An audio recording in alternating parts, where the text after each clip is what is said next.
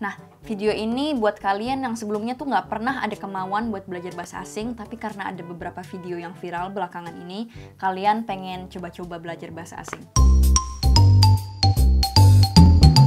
Bahasa Prancis, bahasa Rusia, bahasa Spanyol, apapun itu, di sini aku pengen ngasih kalian tips untuk belajar beberapa bahasa asing ini tanpa bantuan guru, jadi secara otodidak. Jadi kita mulai langsung aja. Tips nomor 1, pilih satu bahasa dan bulatkan tekad kamu. Mungkin kamu pengen kuliah di luar negeri, atau mungkin pengen kerja jadi pilot, atau mungkin kamu pengen cari pacar di Ome TV. Pokoknya apapun alasannya, you have to stick to it. Jadi jangan jadi orang yang omong doang atau yang cuman ngikutin tren dan saat tren itu sudah selesai langsung nggak dilanjutin lagi. Jadi jangan cuman pengen ngelakuin ini karena lagi trending doang. Nah, mungkin kamu ngelihat orang yang bisa sekitar 4-5 bahasa gitu, terus kamu pengen ngerasa buru-buru belajari 3 bahasa sekaligus. Tenang, jangan serakah dulu, jadi ambil langkah perlahan dulu. Coba aja belajarin satu bahasa, dan kalau misalnya kamu suka prosesnya, baru kamu pikirin bahasa kedua. Terus putuskan, gue belajar bahasa ini pengen buat apa ya? Apa pengen buat sekedar ngobrol doang? Atau mungkin kamu ada fungsi tertentu buat belajar bahasa ini. Mungkin fungsi buat bisnis, atau buat akademis, atau mungkin buat cinta, apapun itu. Terus kalau misalnya kamu udah tahu kenapa kamu pengen pelajari bahasa ini, sesuaikan materi pembelajaran kamu dengan kebutuhan kamu. Tips nomor 2, ganti cara pandang kamu. Nah, mungkin kamu mikir, gila itu kok orang bisa sih belajar banyak banget bahasa, bahkan gue belajar satu bahasa aja udah kewalahan. Nah, kenapa kalian mikir kayak begitu? Kalian mikir begitu karena dalam pikiran kalian, belajar bahasa itu adalah beban. Dan jadi kamu mikir, kok bisa dia ngambil banyak banget beban untuk belajar sebuah bahasa. Nah, bukannya malah begitu, orang yang belajar banyak bahasa itu melakukan itu bukan karena beban, malah karena seru. Bayangin deh, kalau misalnya ada orang ditanya, loh, kok bisa sih lo belajar banyak banget bahasa? Masa dia bakal jawab kayak begini? Iya nih, belajar banyak bahasa tuh beban banget, makanya gue lakuin terus-terusan. Kan kalau jawabannya kayak gitu nggak masuk akal, malah aneh banget. Pasti kalau misalnya mereka ditanya begitu, mereka tuh bakal jawab, iya karena gue suka bahasa, makanya gue terus-terusan. Nah, gimana cara ganti cara pandang kamu supaya kamu bisa menyukai proses belajar bahasa? Nah, ini langkah penting. Kamu jangan lihat belajar bahasa asing itu sebagai mata pelajaran, melainkan sebagai alat untuk berkomunikasi. Karena kalau misalnya kamu melihat bahasa asing ini sebagai mata pelajaran, yang kamu pikirin tuh bakal kayak, aduh harus ujian, harus ngafalin banyak kosakata, harus dites, nanti kalau misalnya nilai gue jelek, gue bakal dimarahin, bla bla bla. Itu bakal ngasih beban dan rasanya pengen, aduh males banget rasanya. Nah, kalau misalnya kamu ngelihat ini sebagai alat doang, ini nih bebannya tuh hilang gitu, cuman kayak, oh alat, gue harus belajar gimana cara melakukan itu, ya udah habis itu kalau jelek ya udah whatever, pokoknya gue masih bisa memakai alat ini secukup mungkin. Nggak bakal ada yang ngatur gue, nggak bakal ada yang menilai gue, whatever. Pokoknya ini personal buat kamu sendiri. Kamu belajar ini karena kamu pengen berkomunikasi. Jadi jangan biarin orang lain ngejudge kamu dalam bahasa ini. Jadi lihatlah sebagai alat dan bukan sebagai mata pelajaran. Dan itu adalah langkah pertama untuk menyukai proses belajar bahasa asing. Nah, tips nomor 3, jadikan bagian hidup atau kebiasaan kamu sehari-hari. Nah, mumpung sekarang banyak banget dari kalian yang semangat berkibar-kibar mendapatkan momentum dari video-video yang viral ini, kalian harus memanfaatkan momentum ini. Jadi manusia itu adalah produk kebiasaannya. Misalnya kamu nih orangnya berotot dan rasanya fit banget, itu kenapa? Karena kamu sering olahraga. Olahraga itu udah menjadi kebiasaan kamu. Atau mungkin kamu ini kalau misalnya naik tangga aja capek ngos-ngosan, itu kayak gue. Itu karena kamu ya nggak kebiasa untuk olahraga. Atau mungkin kamu udah kebiasa buat bangun pagi tiap hari jam 5 pagi buat sholat subuh.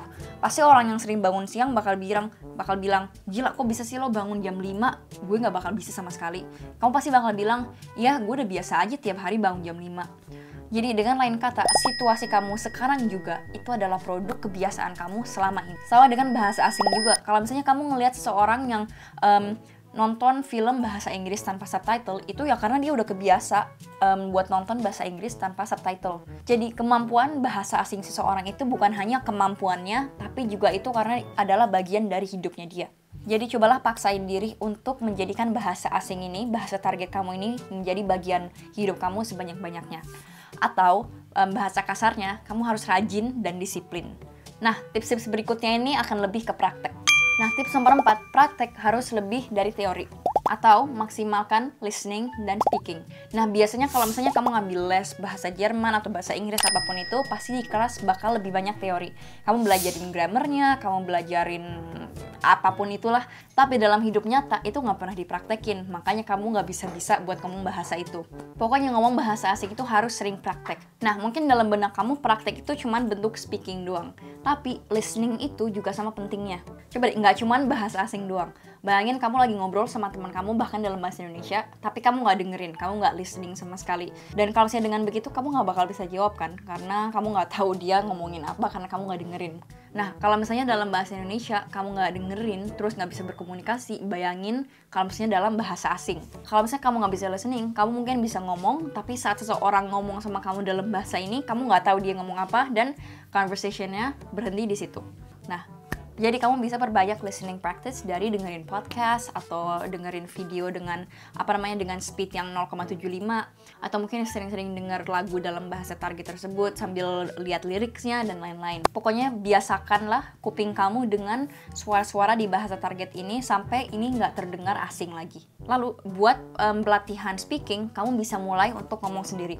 Di video ini aku ngasih beberapa tips gimana kamu bisa latihan ngomong sendiri dulu kalau misalnya kamu masih belum pede buat ngomong sama orang lain atau orang native bahkan. Di online course aku juga sangat mementingkan skills listening dan juga speaking, dan aku bikin 2 modul, satu buat speaking, satu buat listening untuk memperdalam beberapa teknik yang bisa kamu lakukan kalau misalnya kamu pengen belajar bahasa Inggris. Nah, nomor 5, cari sumber atau cari materi sendiri. Jangan pikir kalau misalnya buat belajar bahasa asing itu kamu cuma bisa belajar dari buku doang.